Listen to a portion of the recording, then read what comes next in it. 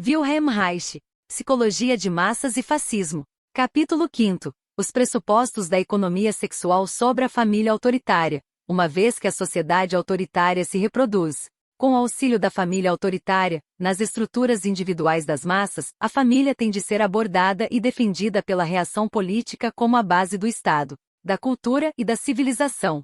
Na sua propaganda pode apoiar-se em profundos fatores irracionais nas massas. O político reacionário não pode mencionar na sua propaganda suas verdadeiras intenções. As massas alemãs não teriam respondido a um slogan chamando para a conquista do mundo. Na propaganda política, que tem o objetivo de provocar efeitos psicológicos nas massas, não se lida diretamente com processos de natureza econômica, mas com estruturas humanas. Este ponto de vista impõe uma abordagem definida no trabalho de higiene mental, a qual, se não for levada em conta, pode originar erros quanto à psicologia de massas. A política sexual revolucionária não pode limitar-se a evidenciar as bases objetivas em que assenta a família autoritária. Deve, sim, se pretende ter um efeito sobre a psicologia de massas, apoiar-se no profundo desejo humano de conhecer a felicidade na vida e no amor. Do ponto de vista da evolução social, a família não pode ser encarada como a base do Estado autoritário, mas apenas como uma das mais importantes instituições que lhe servem de apoio. Mas temos de considerá-la como a principal célula germinativa da política reacionária, o centro mais importante de produção de homens e mulheres reacionários, tendo surgido e evoluído em consequência de determinados processos sociais. A família torna-se a instituição principal para a manutenção do sistema autoritário que lhe dá forma. Neste ponto, continuam a ser inteiramente válidas as descobertas realizadas por Morgan e por Engels. Mas o que nos interessa agora não é a história da família, mas sim uma questão contemporânea muito importante de política sexual, de saber como a economia sexual poderá conter mais eficazmente a política sexual e cultural reacionária, na qual a questão da família autoritária tem um papel decisivo. O exame minucioso dos efeitos e das origens da família autoritária é tanto mais necessário quanto é certo que reina uma certa confusão com respeito a este problema, mesmo em círculos revolucionários. A família autoritária contém em si própria uma contradição cujo conhecimento em todos os seus detalhes se reveste de importância decisiva para uma higiene de massas eficaz. Em economia sexual, a manutenção da instituição da família não se baseia apenas na dependência econômica da mulher e dos filhos em relação ao marido e ao pai. Essa dependência só é suportável para as classes reprimidas, desde que a consciência de ser um ser sexual seja abafada tão profundamente quanto possível nas mulheres e nas crianças. A mulher não deve figurar como um ser sexual, mas apenas como uma procriadora. A idealização e o culto da maternidade, que tão flagrantemente contrastam com a brutalidade com que são tratadas na realidade as mães da classe trabalhadora, são essencialmente meios para não permitir que as mulheres adquiram consciência sexual, ultrapassem o recalcamento sexual imposto e vençam a ansiedade sexual e os sentimentos de culpa sexual. A mulher sexualmente consciente, que se afirma e é reconhecida como tal, significaria o colapso completo da ideologia autoritária. As tentativas conservadoras de reforma sexual cometeram sempre o erro de não concretizar suficientemente o slogan do direito da mulher ao seu próprio corpo, de não considerar e defender clara e categoricamente a mulher como ser sexual, pelo menos tanto quanto é defendida e considerada mãe. Além disso, basearam sempre sua política sexual essencialmente na função de reprodução, esquecendo-se de romper com a identificação reacionária entre sexualidade e reprodução. Por este motivo, não conseguiram fazer frente às tendências místicas com a força necessária. A ideologia da felicidade da família numerosa é necessária não apenas para a preservação da família autoritária, mas também serve aos interesses do imperialismo bélico. Seu objetivo essencial é desvalorizar a função sexual da mulher face à sua função de reprodução. A oposição entre mãe e prostituta feita, por exemplo, pelo filósofo Weininger, corresponde à oposição que o homem reacionário efetivamente faz entre prazer sexual e reprodução. Nesta perspectiva, o ato sexual por prazer desonra a mulher e mãe. Uma prostituta é uma mulher que aceita o prazer e vive para ele. O ponto de vista de que a sexualidade só é moral quando a serviço da reprodução, de que além da procriação, tudo mais seria imoral, constitui a característica principal da política sexual reacionária. Esta noção não é menos reacionária quando é defendida por comunistas como Salkin e Sotoliav. O imperialismo agressivo não admite que as mulheres não se insurjam contra a função que ele lhes impõe de serem exclusivamente máquinas reprodutoras. Isto significa que a satisfação sexual não pode perturbar a função da reprodução. Aliás, uma mulher consciente da sua sexualidade nunca seguiria de bom grado slogans reacionários que visam a sua escravização.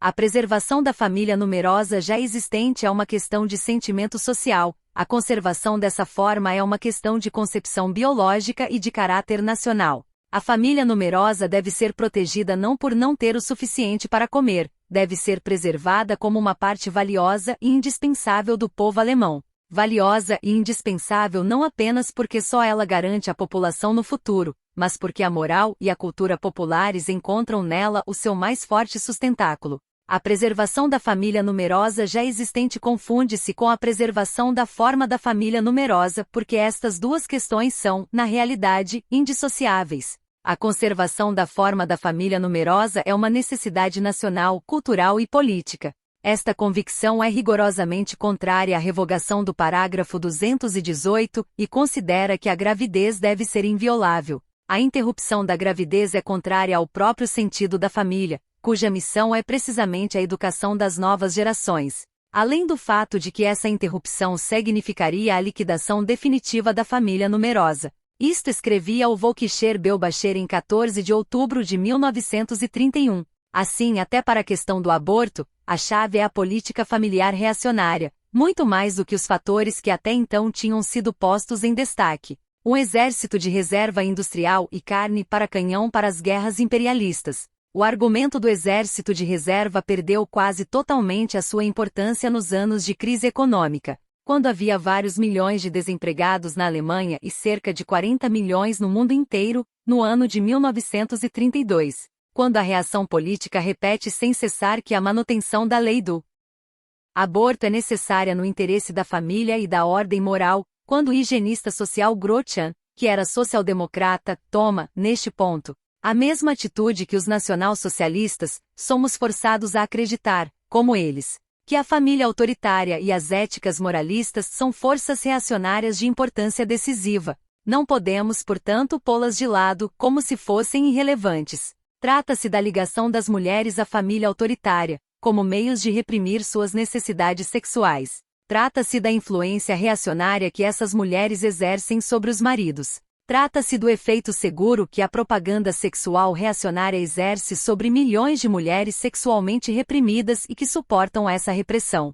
É imperativo, do ponto de vista revolucionário, seguir a reação política em toda parte onde seus efeitos se façam sentir. É necessário derrotá-la exatamente onde ela defende o sistema. O interesse pela família autoritária como uma instituição planejada para preservar o Estado encontra-se, pois, em primeiro plano em todas as questões da política sexual reacionária. Coincide com o interesse convergente de todos os membros da classe média, para quem a família constitui, ou constituiu, a seu tempo, uma unidade econômica.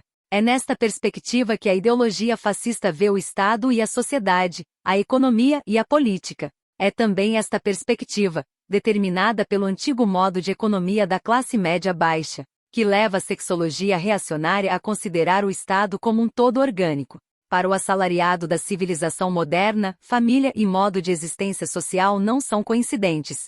A família não tem raízes de ordem econômica. Eles estão, por isso, em condições de ver a natureza do Estado como uma instituição repressiva da sociedade. Assim, o ponto de vista biológico de que o Estado é um todo orgânico não é válido para sua ciência sexual e para sua economia sexual. E o fato de o trabalhador ser, em muitos casos, permeável a esta concepção reacionária tem origem na influência da educação recebida no seio da família autoritária. O pequeno agricultor e o indivíduo da classe média baixa seriam mais permeáveis à consciência da sua responsabilidade social se a sua situação familiar não estivesse intimamente ligada à sua situação econômica. A crise econômica mundial revelou que esta interdependência entre família e economia se perdeu, em consequência da ruína econômica das pequenas empresas. Mas a tradição da classe média baixa, que consiste na ligação à família autoritária, continuou a produzir efeito ulteriormente. Por isso mesmo, tinha de ser muito mais permeável à ideologia fascista da família numerosa do que às ideias revolucionárias do planejamento familiar.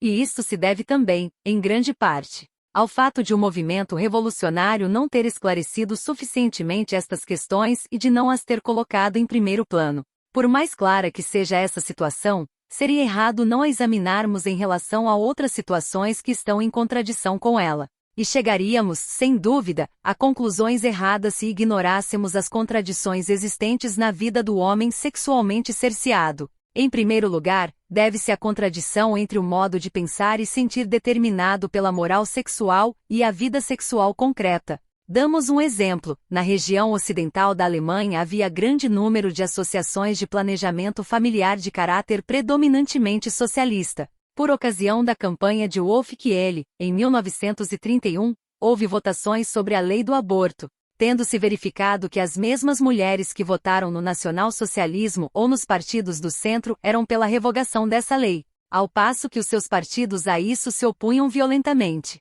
Estas mulheres votaram pelo planejamento familiar, de acordo com os princípios da economia sexual, porque queriam preservar o seu direito à satisfação sexual, mas, simultaneamente, votaram naqueles partidos, não porque desconhecessem as suas intenções reacionárias, mas porque, sem terem consciência dessa contradição, estavam simultaneamente dominadas pela ideologia reacionária da maternidade pura, da oposição entre maternidade e sexualidade e, especialmente, pela própria ideologia autoritária. Essas mulheres desconheciam o papel sociológico desempenhado pela família autoritária numa ditadura, mas encontravam-se influenciadas pela política sexual reacionária, aceitavam o planejamento familiar, mas temiam a responsabilidade decorrente de um mundo revolucionário. A reação sexual serviu-se também de todos os meios para utilizar, para os seus próprios fins, a ansiedade sexual. Propaganda do tipo da que apresentamos a seguir tinha necessariamente que impressionar a mulher do trabalhador médio ou a mulher da classe média baixa, de mentalidade cristã ou nacionalista, quando não existia por parte dos revolucionários uma contrapropaganda esclarecedora em matéria de economia sexual. No ano de 1918, a Associação para a Luta contra o Bolchevismo publicou um cartaz com os seguintes dizeres, início da citação, abre aspas, mulheres alemãs. Sabem a ameaça que o bolchevismo representa para vocês? O bolchevismo quer a socialização das mulheres. Primeiro, o direito de propriedade sobre as mulheres entre 17 e 32 anos é suprimido. Segundo, todas as mulheres são propriedade do povo. Terceiro, os primeiros proprietários conservam o direito sobre suas mulheres. Quarto, todo homem que quiser utilizar um espécime da propriedade do povo necessita de uma permissão do Comitê de Trabalhadores. Quinto, nenhum homem tem o direito de utilizar-se de uma mulher mais do que 3 vezes por semana e mais de 3 horas. Sexto, todo homem tem o dever de denunciar as mulheres que resistirem a ele. Sétimo, todo homem que não pertença à classe trabalhadora tem de pagar 100 rublos por mês pelo direito de utilizar essa propriedade do povo. Fecha aspas, autor não informado. A sordidez dessa propaganda é tão evidente como a série de mentiras nela contida, mas a primeira reação da mulher média é de horror, enquanto a das mulheres progressistas é, por exemplo, do seguinte tipo, início da citação, abre aspas, admito que só há uma solução para a situação miserável em que nós, trabalhadores, nos encontramos atualmente, e essa solução é o socialismo, mas ele deve manter-se dentro de determinados limites razoáveis e não rejeitar, como mau e inútil, tudo o que até então existiu. Do contrário, levará a uma volta à selvageria dos costumes, o que poderá ser ainda pior do que a nossa atual situação material deplorável. Infelizmente, o socialismo ataca um ideal muito grande e sublime. O casamento pretende promover a liberdade total, a libertinagem total. De certo modo, o bolchevismo sexual. As pessoas passarão a viver a sua vida ao máximo, desenfreadamente, livremente, sem limites. Marido e mulher não pertencerão mais um ao outro. Em vez disso, um homem está hoje com uma mulher, amanhã com outra, conforme lhe apetecer. A isto se chama liberdade, amor livre, nova moral sexual. Mas todos estes nomes bonitos não podem ofuscar o fato de que grandes perigos estão espreitando. São conspurcados sob estas práticas os mais belos e mais nobres sentimentos dos homens, o amor, a fidelidade, o sacrifício. É completamente impossível, é contra a lei da natureza, que esse homem ou essa mulher possam amar muitas pessoas ao mesmo tempo. Isso só poderia levar a um embrutecimento imprevisível que destruiria a civilização. Não sei como são estas coisas na União Soviética, Mas, ou os russos são pessoas especiais, ou não é verdade que eles tenham permitido essa liberdade absoluta. E ainda deve haver certas sanções. Por mais bonitas que sejam as teorias socialistas, e por mais que eu esteja de acordo com vocês em todas as questões econômicas, não consigo acompanhá-los na questão sexual. E isso me leva, por vezes, a duvidar de tudo. Fecha aspas, carta de uma trabalhadora ao editor. Esta carta reflete claramente o dilema que se colocava para o homem médio. Ele era levado a acreditar que teria que escolher entre moral sexual repressiva e anarquia sexual. Ele desconhece a regulação da vida sexual pela economia sexual, que está tão longe da moral repressiva como da anarquia. Encontrando-se sujeito a uma forte coação, reage com impulsos para a promiscuidade e acaba por se defender contra as duas coisas. A moral representa um pesado fardo, e o instinto aparece como um perigo tremendo. O ser humano que recebeu e conservou uma educação autoritária não conhece as leis naturais da autorregulação e não tem confiança em si próprio. Tem medo da sua própria sexualidade porque não aprendeu a vivê-la naturalmente. Por isso rejeita a responsabilidade pelos seus atos e tem necessidade de direção e orientação. O movimento revolucionário não teve até agora sucesso com sua política sexual, considerando-se o sucesso que uma política sexual revolucionária consistente poderia ter, porque não soube opor-se com as armas adequadas às tentativas bem-sucedidas da reação para explorar as forças sexuais reprimidas do homem. Se a reação sexual se tivesse limitado a propagar as suas teses de política demográfica, não teria atraído ninguém, mas soube utilizar com êxito a ansiedade sexual das mulheres e das jovens. Ligou habilidosamente os seus objetivos de política demográfica com as inibições causadas na população pela moral repressiva, isto em todos os níveis da sociedade. As centenas de milhares de trabalhadores cristãos organizados são prova disso. Temos a seguir mais um exemplo dos métodos de propaganda utilizados pela reação, início da citação, abre aspas, na sua campanha devastadora contra todo o mundo burguês. Os bolcheviques desde o início visaram especialmente a família, esse vestígio especialmente forte do antigo regime maldito. A Assembleia Plenária da Internacional Comunista Cominter, de 10 de junho de 1924 já proclamava: a revolução é impotente enquanto subsistir a antiga ideia de família e de relação familiar. Em consequência desta atitude desencadeou-se imediatamente um violento ataque à família. A bigamia e a poligamia não são proibidas, o que equivale a serem permitidas. A atitude dos bolcheviques em face do casamento está patente na seguinte definição da união matrimonial, proposta pelo professor Goichardt. O casamento é uma instituição para a satisfação mais cômoda e menos perigosa das necessidades sexuais. O alcance da destruição da família e do casamento, nestas circunstâncias, é comprovado pela estatística do Recenseamento Geral de 1927.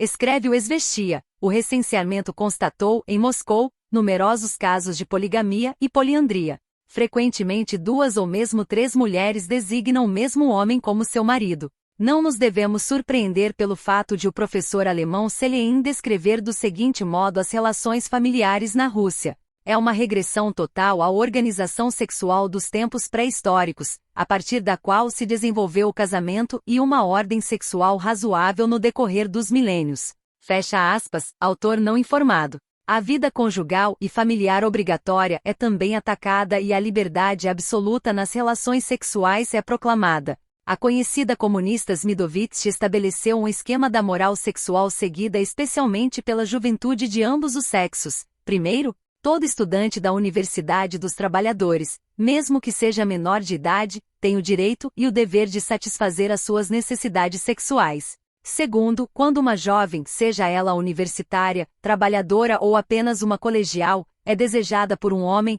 ela tem o dever de se submeter a esse desejo, pois, caso contrário, será vista como uma garota burguesa que não pode ser considerada uma comunista autêntica. O Pravda escreve abertamente: para nós, entre homem e mulher só existem relações sexuais, não reconhecemos a existência do amor. Este deve ser desprezado como algo psicológico. Para nós só o fisiológico tem direito a existir. Em consequência desta atitude comunista, toda mulher ou moça tem o dever de satisfazer o impulso sexual do homem. E como isto nem sempre acontece voluntariamente, a violação de mulheres tornou-se uma autêntica praga na União Soviética. Mentiras deste tipo, forjadas pela reação política, não podem ser descartadas apenas desmascarando-as como mentiras que são, nem é suficiente assegurar, em resposta, que os outros são tão morais quanto eles, que a revolução não destrói a família autoritária e o moralismo. O fato é que na revolução, a vida sexual sofre uma alteração, e a antiga ordem compulsiva se dissolveu.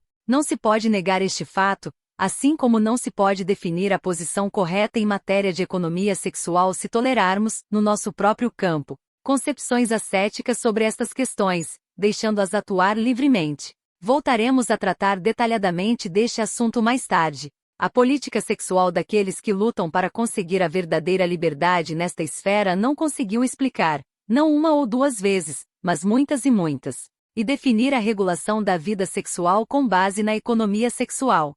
Não conseguiu compreender e vencer o medo da vida sexual saudável. Não conseguiu, sobretudo, estabelecer ideias claras sobre o assunto, nas suas próprias fileiras, por meio de uma distinção firme e definitiva entre as concepções reacionárias e as da economia sexual. A experiência ensina que a pessoa média aceita a regulação da sexualidade nos moldes da economia sexual, desde que isso fique suficientemente claro para ele. O movimento antirrevolucionário originou-se nas crenças da reação, que são sustentadas pelo modo de existência da classe média baixa e pelo misticismo ideológico. O alvo principal da política cultural da reação política é a questão sexual. Consequentemente, o alvo de uma política cultural revolucionária também deve ser a questão sexual. É a economia sexual que dá a resposta política ao caos produzido pela contradição entre a moral compulsiva e o libertinismo sexual.